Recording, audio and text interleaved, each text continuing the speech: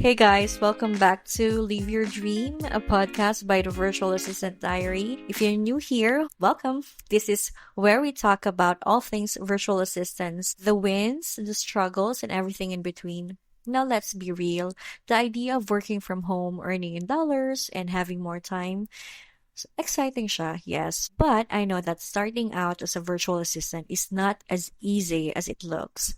Maraming aspiring virtual assistants ang gustong magsimula pero hindi alam kung paano or natatakot kasi baka hindi kumita agad. Today, pag-usapan natin yung biggest struggles ng aspiring virtual assistants at paano sila malalagpasan. Dami ko kasing natatanggap na messages about this, so let's talk about the top struggles the most aspiring virtual assistants face. Questions like, paano ba talaga magsimula?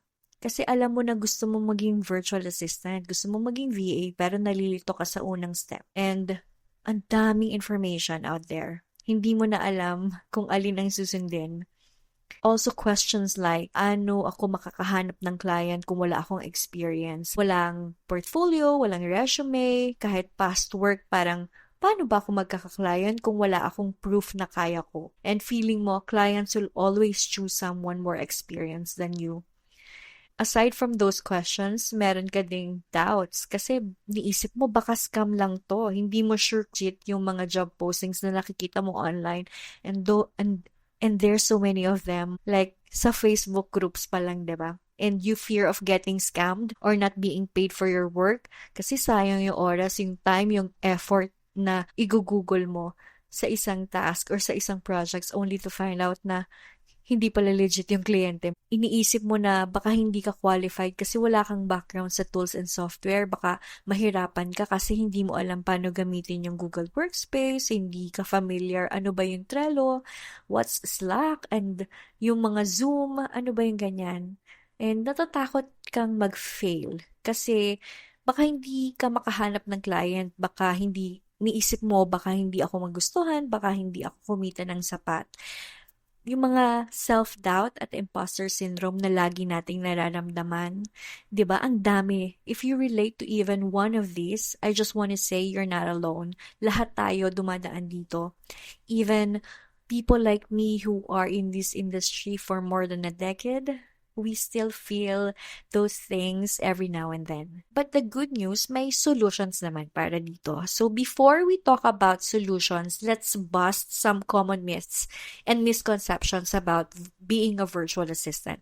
Myth number 1, madali lang mag-virtual assistant. Nope. It takes effort, strategy, and the right mindset. Myth number 2, kailangan may experience ka na. Also not true kasi everyone starts somewhere. Myth number 3, kailangan magaling ka sa English or polished kang mag-English or fluent kang mag-English. Well, it's a myth, yes and no, because it's an advantage, of course, if you are fluent in English and you can, communicate well in English because a lot of our clients are from other countries and hindi naman sila magtatagalog unless meron ka talagang like half Pinoy, half American client that you can converse in Tagalog with, diba? But I believe that confidence is more important than perfection. May mga tao na hindi ganun kalalim yung vocabulary nila but when they talk and they speak with clarity and naiitawid talaga nila yung messages at malinaw sa kausap nila. Myth number 4, the virtual assistant work is unstable. Well, it's not true because, hey, look at me. I'm here. I've been here for 15 years. So if you build skills and client relationships, you'll always have work. Are all of this sounds familiar? So let's move on to how you can overcome these struggles. If you don't know where to start, you could focus on learning the basics first. Don't get overwhelmed by everything at once. Take one step at a time. If you have no experience, you can start building your portfolio now. Kahit mock projects, kahit internship work lang muna. And if you're afraid of scams, you can learn how to spot red flags and just apply to trusted platforms. If you struggle with tech, you can watch free tutorials. Maraming free courses para matuto ka ng mabilis. But always remember, don't overload yourself. take one program or, one tool at a time at aralin mo talaga sila. Huwag mo silang pagsabay-sabayin at talagang mai-info-overload ka. And if you have self-doubt, remember lahat ng successful virtual assistant nagsimula rin sa wala, zero knowledge, but we just took action. So I advise you to do the same. I know marami ka pang tanong and that's why I created the Virtual Assistant Starter Kit.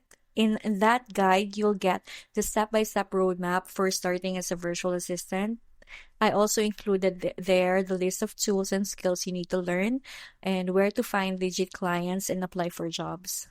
Plus, hindi mo na kailangan gawin mag-isa lahat ng to because you can join the Virtual Assistant Diary community on Facebook para may support system ka habang inaaral mo palang lahat ito. So, I hope this episode helped you. This is short and sweet. Make sure to subscribe and share it with someone who needs to hear this. And before you go, I want to hear from you. Ano yung biggest struggle mo bilang aspiring virtual assistant? You can send me a message or comments on Facebook. I'd love to help you figure it out. That's it for today. I'll see you in the next episode of Live Your Dream, a podcast by the Virtual Assistant Diary.